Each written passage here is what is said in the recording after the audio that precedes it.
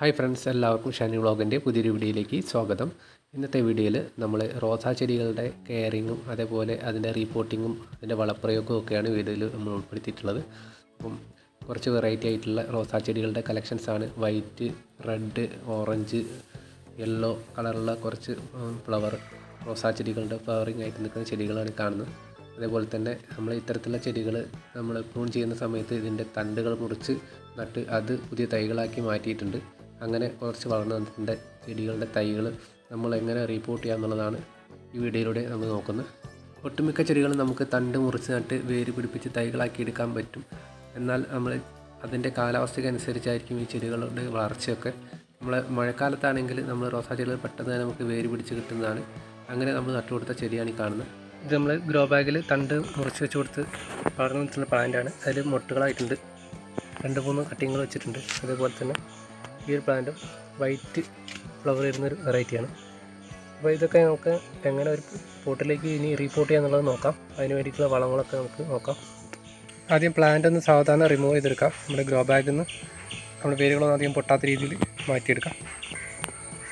ചെടി നമ്മൾ എടുത്തിട്ടുണ്ട്. കുറച്ച് വേരുകളൊക്കെ വന്നിട്ടുള്ള ഒരു പ്ലാന്റാണ്. ഇതിന് നമുക്ക് പുതിയ പോട്ട് സെലക്ട് ചെയ്ത് അതിലേക്ക് വെച്ചുകൊടുക്കാം. നമ്മൾ പോട്ടിലേക്ക് പോട്ടി മിക്സ് ആയിട്ട് നമ്മൾ മണ്ണും ചാണകപ്പൊടിയും ഇട്ട് മിക്സ് ചെയ്ത് വെച്ചിട്ടുണ്ട്. അതുകൂടാതെ കുറച്ച് എഗ്ഗ് ഷെല്ല് നമ്മൾ പൊട്ടി വെച്ചിട്ടുണ്ട്. അതേപോലെ കുറച്ച് വേപ്പിൻ പിണ്ണാക്ക്, എല്ലുപൊടി, ഇതൊക്കെ നമുക്ക് ഈ ഒരു പോട്ടിലേക്ക് ഇട്ട് കൊടുക്കാനുള്ളതാണ്. ഇത് മൂന്നും നമ്മൾ മിക്സ് ചെയ്ത് നമ്മൾ ഈ മണ്ണിലേക്ക് ചേർക്കുകയാണ്.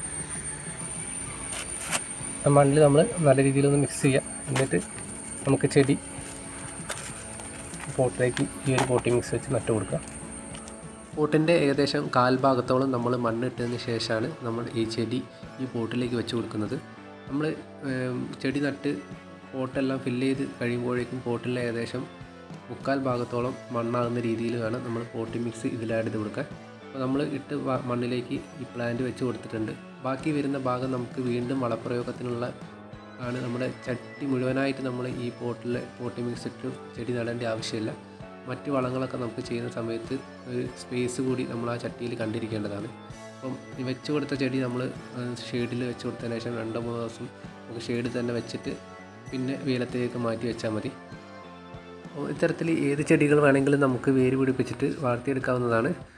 നമ്മൾ നേരത്തെ പറഞ്ഞ പോലെ തന്നെ ഈ ഹാർഡ് പ്രൂണിങ് ഒക്കെ ചെയ്യുന്ന സമയത്ത് നിറയെ തണ്ടുകൾ നമുക്ക് കിട്ടും. അത് നമ്മൾ വേസ്റ്റ് ചെയ്യാതെ ഇത്തരത്തിൽ പുതിയ തൈകളൊക്കെ ഉണ്ടാക്കി വളർത്താൻ ശ്രമിക്കുക. ഏത് കാലത്തും ഡിമാൻഡുള്ളതും അതേപോലെ നല്ല ഭംഗി തോന്നിക്കുന്ന ഒരു പ്ലാന്റ് തന്നെയാണ് ഈ റോസാ ചെടികൾ.